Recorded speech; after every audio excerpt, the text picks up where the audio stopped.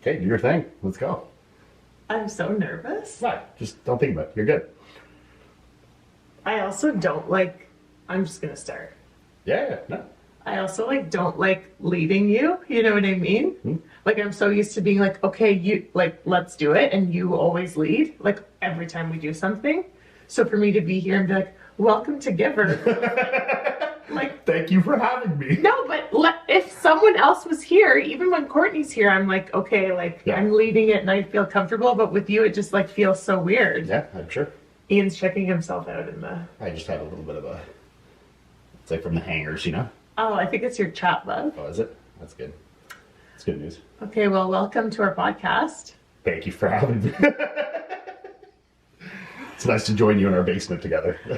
You're, I feel like you're the pro when it comes to podcasting, not me. It's your podcast, babe. Do your thing. You've been doing I'm it just a a lot guest. longer. I'm a guest here. Yeah. So, What's up? tell us about yourself. So, my name's Iain. No, but honestly, there's probably like multiple people watching that don't actually know you. Sure. Especially most girls that are coming from like Courtney's platform or stuff like that. So, I don't know. What do you do? Who are you? Who's Iain Valliere? What are your values? Oh boy.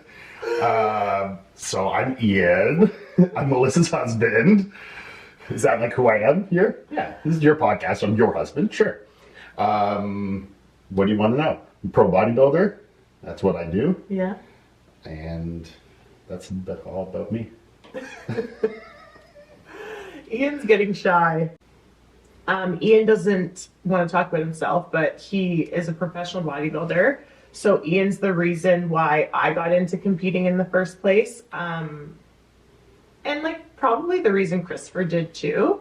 Maybe initially. I mean, you know, obviously, I think that the paths of you and Chris might have still gone down there in some regard, Chris especially.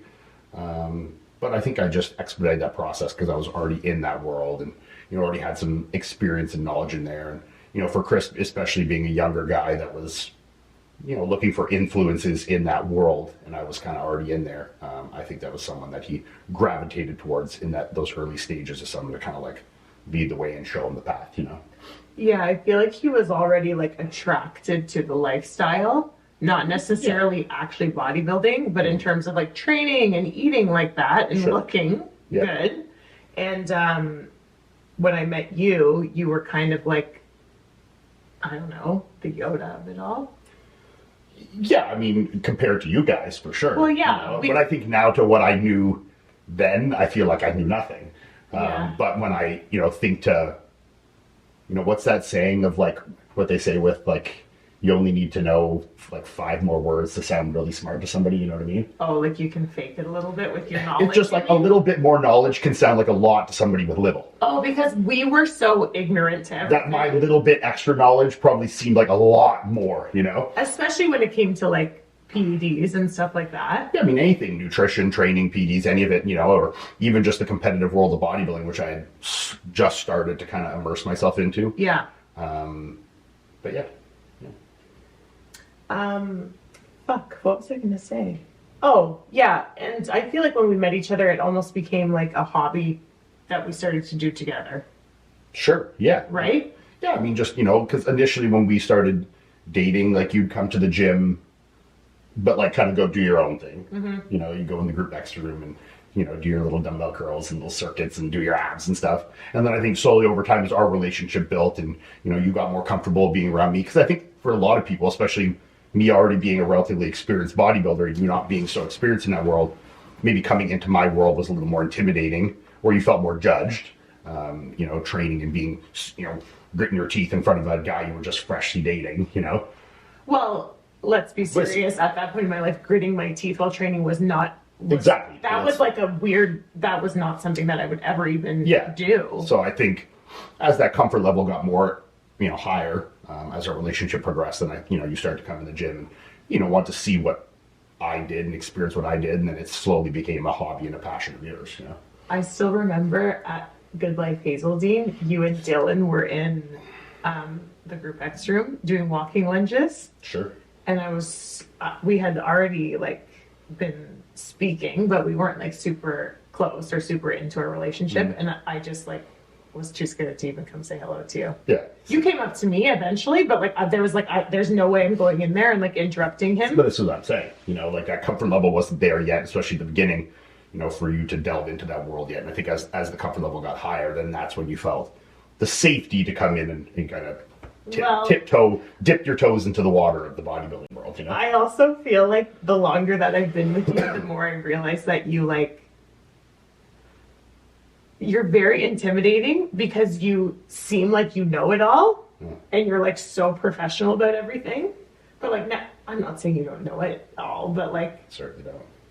But that's how you come across. People are like actually scared to speak to you because it seems like you're just like, no. It seems like you're like just like, I don't know, smarter or like more professional, more serious. Like you come across like you take life so seriously. Even Really? Sammy, that one day when I was like talking about you being goofy, she's like, I can't even picture him being goofy. Yeah. And I was like, really? It's weird because it's such like I think for people that know me, it's such like a direct line from one to the other. Yes. It's like people that don't know me would think that, and then when you know me, it's like comical to think that. Because like I'm so silly and so not serious. Yeah. And like, I mean, you live with me, I'm fucking weird and goofing around all the time. Yeah. So like, it's not actually the reality. But I think that the opinions of me would be stark one or the other, you know? Yeah, but do you see how people would like think that of you, or is that like a weird like? Yeah, I mean, I'm definitely very opinionated, you know, and I think some people could perceive that as like a know-it-all attitude, which maybe I come across at times. But I'm still trying to be a student of the game, you know, of life.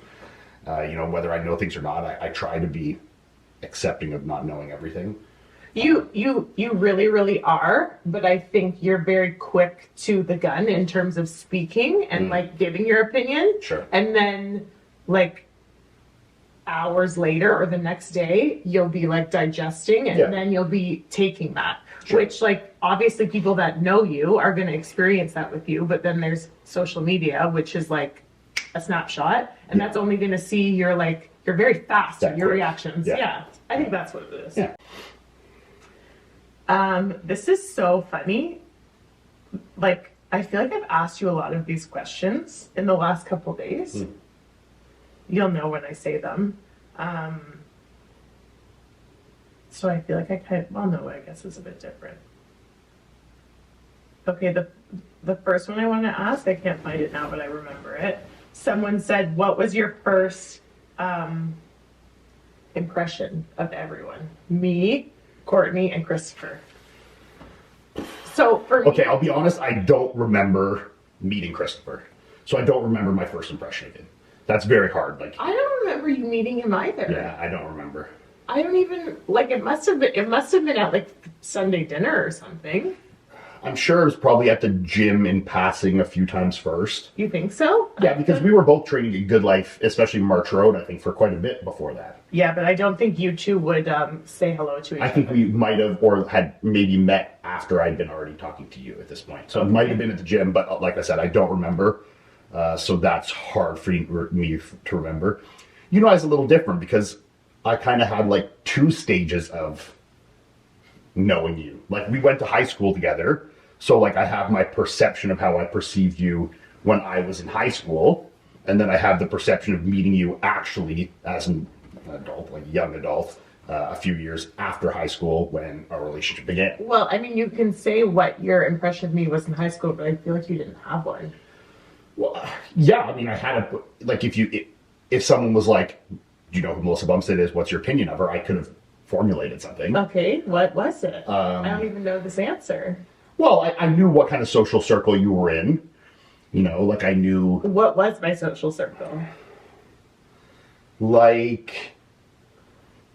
nerdy and quiet, but still would like get drunk with her friends on the weekend. So like there's kind of like mid-ground, like there's the ultra... I hate using the word nerdy, but like... No, but like more... academic students. Yeah, more, not antisocial in like the weird way, but... No, but you're just let's say more academic students that... you know, prioritize their studies and things, and say they would still hang out and have social lives, but it was more like not revolving around drinking or partying or anything like that, where I think you were probably one of the people that had like one of the more healthy balances in high school, where you still had like a good focus on academia, but you would still have a good group of friends that you could like drink and hang out with and party with. And like we did have some social circles that kind of collided, you know, like the Riley Bell circles and stuff. Like we did have some. Yeah, especially when I got into grade 12, I think I started. But I it's funny to say now, I definitely wouldn't have looked at you at that point as a love interest. A love interest. No, I wouldn't have. Not a lot of people would have. I wouldn't have. If you'd asked me if I found you attractive, I probably would have said no. But when I think back to what I thought was attractive then, like you don't know yourself, and like I agree. You know, like you're at that age, you're more conforming to what everybody else thinks is the attractive girls in school. So this is interesting because I feel like we talked about. But you also got a lot better looking as you got older. Thank you. I wasn't really that. I didn't think you're always attractive, but it's just.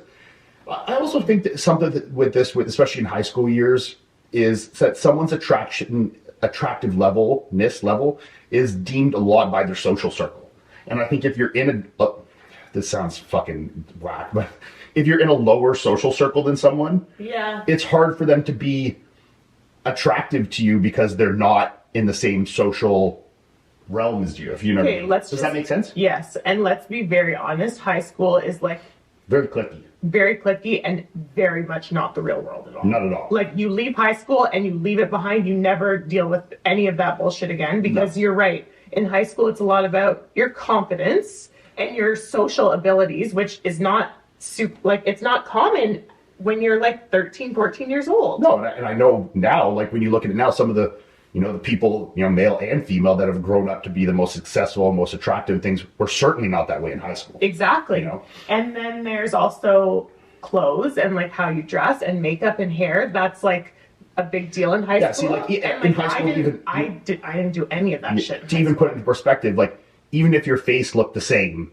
if you didn't wear clothes that I thought were cool in that age of high school, you wouldn't have looked I would have just discarded it. For sure. Which seems so hilarious when you think of it now. Like you're the opposite as of that you're an adult now, it seems so like juvenile to think, but you are a juvenile. You were a kid. You know, yeah, you were a kid. So I guess that was my first knowledge of you. And it's hard to really remember because we did have some, you know, we hung out like in friend circles because we have a mutual friend, Ashley, once or twice, just like going out to the bar or whatever it was. And we didn't really interact a whole lot. I think you still kind of had a boyfriend at the time. I just remember you being friendly and like thoughtful towards your friends, but like you weren't overly interactive with me. And then really the first other encounter I have of that after was Ashley's birthday at your house, where you made me food. And then I was like, I'm in love. She made me bodybuilding food. She gets me. Someone gets me. Was that before O'Connor's? It was, wasn't it? We didn't go to O'Connor's that night, did we? No, I mean, see, my first like remembrance of like me being like, oh my god, I think I'm gonna like this guy, was being at O'Connor's, being at the bar. I don't even remember going to O'Connor's. You don't? Not well. But like the first thing that stands out in my mind is that night when we were all at your house for Ashley's birthday. And what your impression was like, oh great, she cooked for me, so I like her? You were just, I could tell you were thoughtful and selfless, and like you didn't know me or have any reason to really do anything for me. And you asked me if I needed food, and I was like, no, I'll just go home and get food, it's all good. And you're like, no, what do you need? And you cook me food, and like, it seems so silly, but as a bodybuilder, like having someone that kind of like understands and you're not feeling judged, I was so used to at that age, like, you know, when all your friends are drinking and partying, and you want to eat your meals, it's like, it's almost like, bro, like just forget it for a night, like just have a drink, don't worry about the fucking food, man, it's just one night, like, you know, that's really what you got, especially in your early 20s. As you get older, obviously, and this is your career. No, but we were 22 years old. 21, 22, so it's different, you know. We were 21, sorry, we were 21 years people old. Don't even have that, the understanding of what you do and the capacity of it at that point. And when you kind of had like, you know, I think this kind of came from your brother as well, because he was already a little bit into that world. Well, we took his food out of the fridge. Yeah. So I think then I was like, it seems so silly, but yeah, I felt like a connection in that and like an understanding. I don't think it's silly because if you, number one, when you're looking for a partner and you see something as like thoughtful and selfless, that's a big deal. Number two, you feeling accepted and not judged. I feel like that's a huge part. I think it was more. It's like, look, I don't care that I'm not looking for a partner that can cook me meals. No. You know, I was looking for like it was more just especially at that point in my life, you know, lack of understanding for what I did and the things I put myself through, especially among peers in your early 20s, is very hard to come by. And seeing, especially from a female that wasn't like an avid gym goer at the time, felt like a lot of acceptance. Yeah. It's interesting because before I met you, I probably was judgy. Like I remember thinking like, oh, this guy's too big and he's probably on steroids and that's gross. You're right. I was right. But I feel like even after that night where like I didn't even really interact with you that much at Ashley's party. Yeah. I think you were sitting at the table with like the dudes or something. Yeah, I don't really remember. But like just like how you were, all that like feeling went away. You know what I mean? I no longer cared because you just came across as such a good person. Yeah. So like, but I also I didn't see you. I think I still had a boyfriend, honestly, that night. I can't lie. I think I was still with him. You were still talking and stuff, yeah. Yeah, like it was like still lingering. Yeah. But I didn't like try and make any pursuit of you at that Oh point. my God, no, I don't even think we talked bad. that night. I Yeah, literally no. gave you your food and then like I went off on my merry way and was I think you asked me a few questions about bodybuilding and stuff, and we had maybe a short conversation, which again felt very unjudgmental. But yeah, that was my first recollection of like a serious interaction between us. Yeah. interesting. And then I guess Courtney, I guess my first time meeting Courtney ever was when she came down here to visit Chris, and we all went to Toronto. What were we there for again? We went for fun. We like took ourselves there and we went for nationals, I think. Oh yeah, we went for nationals. Like it wasn't. Yeah, no, we were going down for nationals. Yeah, right? we weren't anybody. Like we were just going. And for Courtney fun. just came down. We happened to be doing this trip, and she came with us. And I mean, Courtney's opinion is like kind of what you meet with Courtney is kind of what you get, if that makes sense. Like right off the hop, Courtney's very sweet. She's very warm and friendly and outgoing, but not like in your face about it. She's not a woo girl. She's not a woo girl or like a pick me girl or anything like that. Yeah. You know, but like she's a very easy person to talk to. She's very bubbly. She's very friendly. You know, and like that's the same thing I would say about her today. You know? Like obviously I know her more intimately now, but if I was still to describe Courtney in a few words, it wouldn't really have changed much from when I met her then to now. You know? Like she's Courtney. You know? Yeah. Interesting. Yeah, I remember Courtney just asking so many questions. Yes. We were in the car driving to Toronto. Yeah, and she just asked so many questions, and it was in such a genuine way that she actually like wanted to get to know us. Yeah. Which I'm sure probably because she felt so like connected to Christopher, she actually cared. But yeah, and I think you know, obviously for all of us, it was easy to go back and understand and connect with each other because Courtney has won the fucking Olympia. You know, like. It's not like Courtney is like some run-of-the-mill like amateur bikini competitor. Yeah. You know, she was slugging it out at the top of the ranks before any of us was. You know, she'd been on the Olympia stage winning big shows and doing Arnold's before we had ever even contemplated that kind of stuff, you know? yeah. So, you know, she definitely had an understanding, and then obviously her inquisitiveness is engaging, you know? Yeah. Yeah. Has Iain told you he's gay yet? Well, yeah, I guess that's a question for you, not me. Oh, that's true. Yeah. You said to me the other day, you were like, I feel like people probably think that I'm gay. To me, that's like such an unbelievable It's concept. funny, yeah. But this is the reason why I roll with it, because like in my personal life, it's hilarious and outlandish, so I just play it, you know?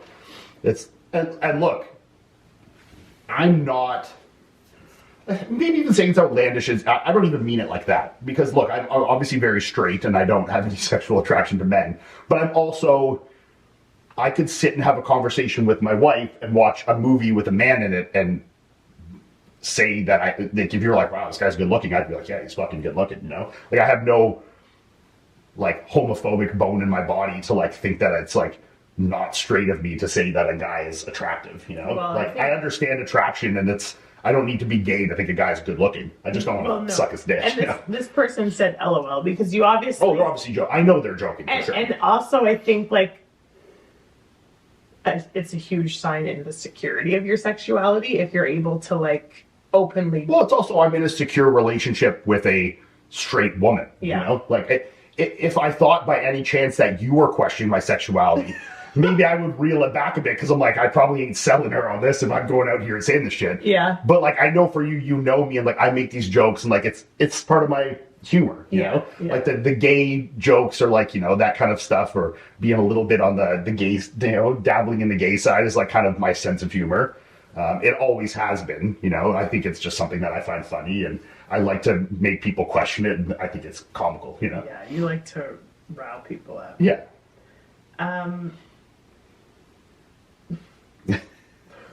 Read it. I don't know how far to go. You can cut out whatever you want. That's true. I can cut it out, I guess. What sexual act is your favorite that each other does? Do you want to go first? Or do you want me to go first? That each other does? Wait, so like that you would do to me? I guess.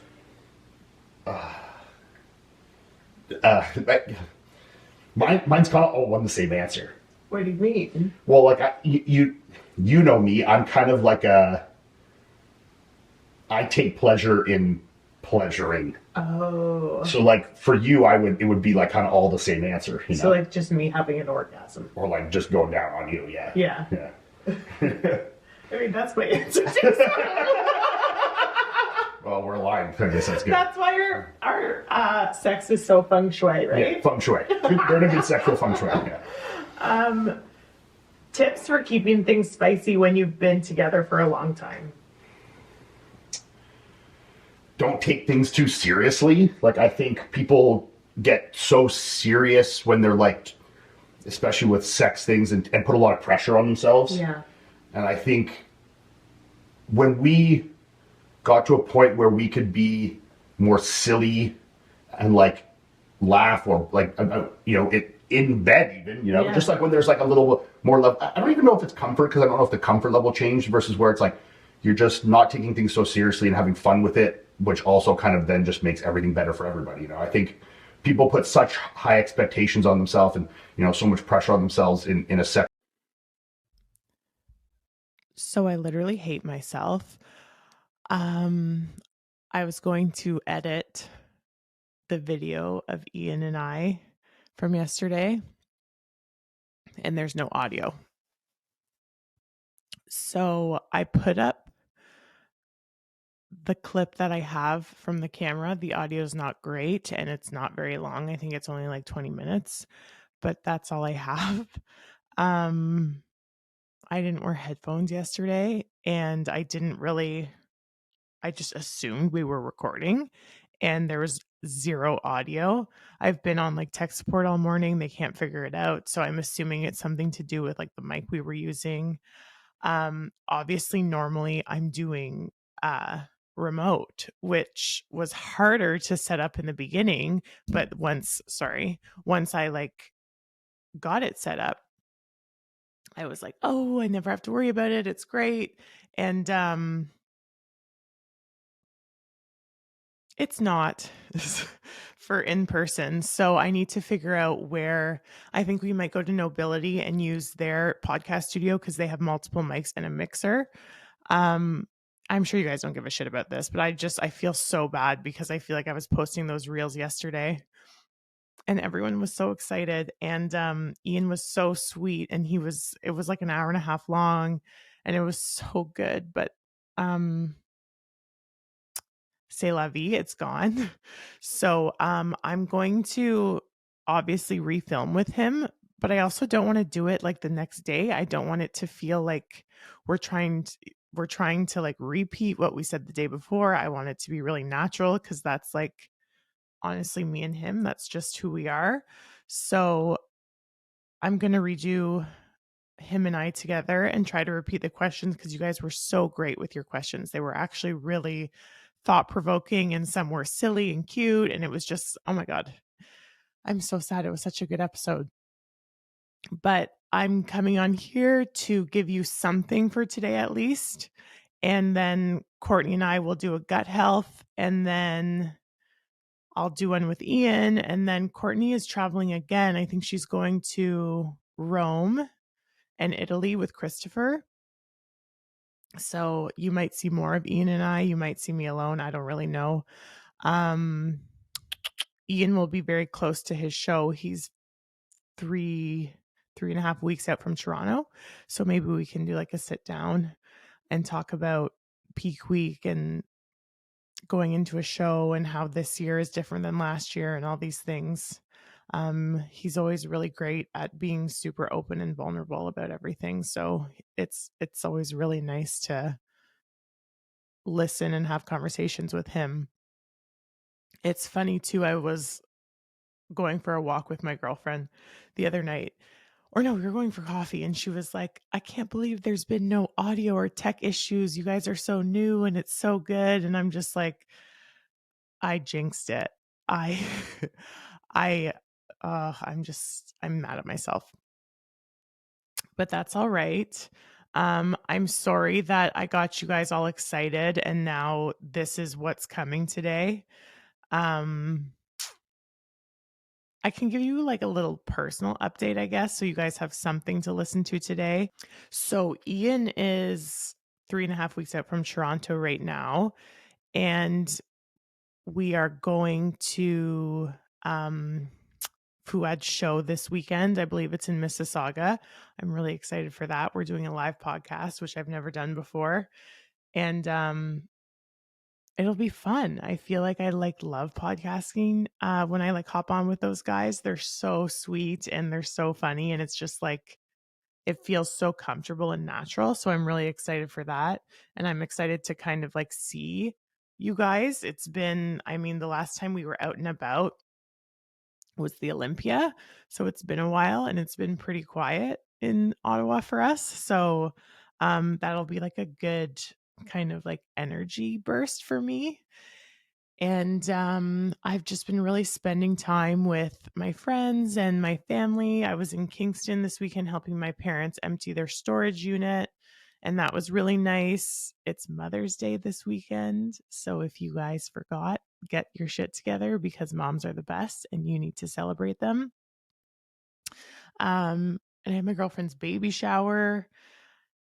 She's due on the day of Iain's show, actually. So that's another reason why we're in Canada right now. I really want to be here for these huge milestones in the people that I love in their lives. So I'm really thankful for that. And I'm just slugging away at my cardio. My girlfriend asked me the other day, she's like, do you feel like you've been losing muscle?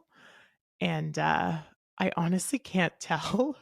I think because my body fat is a bit higher right now, so it's hard to tell. I feel like I'm losing muscle in my legs only, which is so annoying because that's I don't really mind the size of my legs or the muscularity of my legs, but I'm also doing a lot of cardio, so I guess that's to be expected. Yeah. So I'll keep you guys updated on my journey from leaving the stage behind and kind of changing my mindset in terms of fitness and health.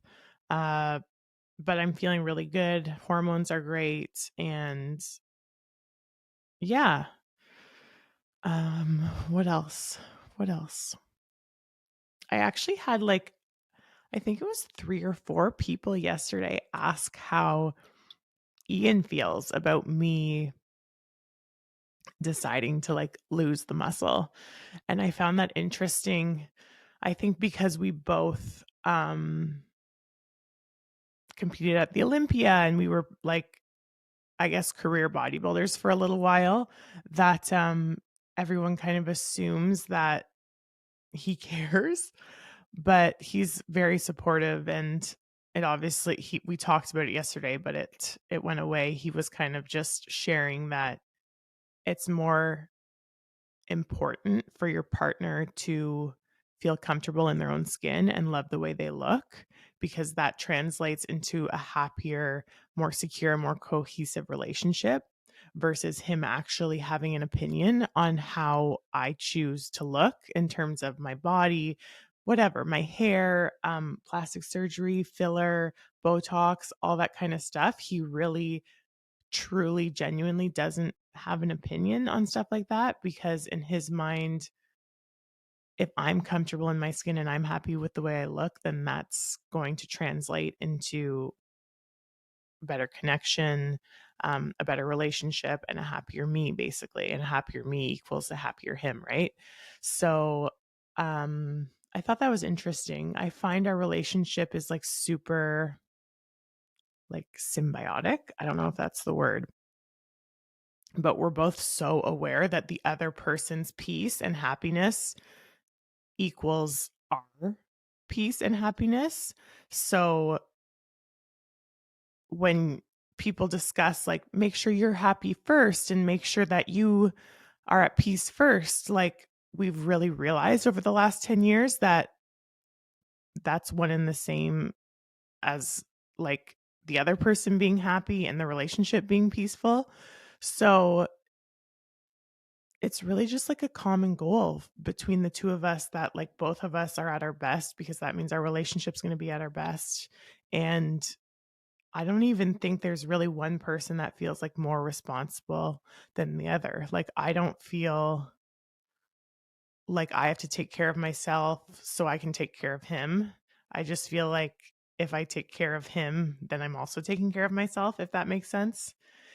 It's hard to put into words when it's something that's become so innate and natural in our marriage, but I also think that's why a lot of people are attracted to our relationship and what we put out there, because it is just so, it's just like who we are. We've become so caring and respectful of each other that it really, like, not a lot phases us.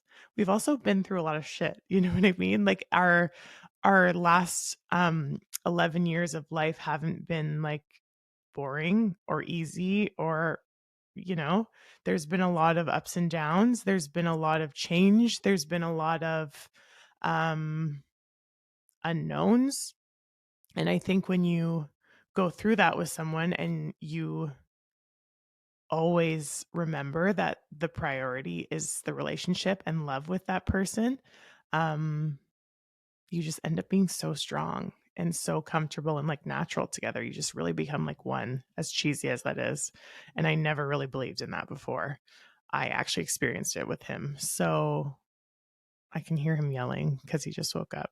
I'm so sorry. This is going to be late and it's going to be not what you guys expected and it's going to be a little boring, but I promise I will get a full episode with him and you will get to experience the amazingness that is Iain, because he's so, I don't know, he's infectious. Let's be serious. So I love you guys. I'll see you next week with Courtney. And then the week after, you will have Iain, I promise. And I appreciate your patience and your support. And just trying to give her. I'm just trying to learn and I'm just giving her. And sometimes that's going to mean me fucking up. And yeah, it's real. Love you guys.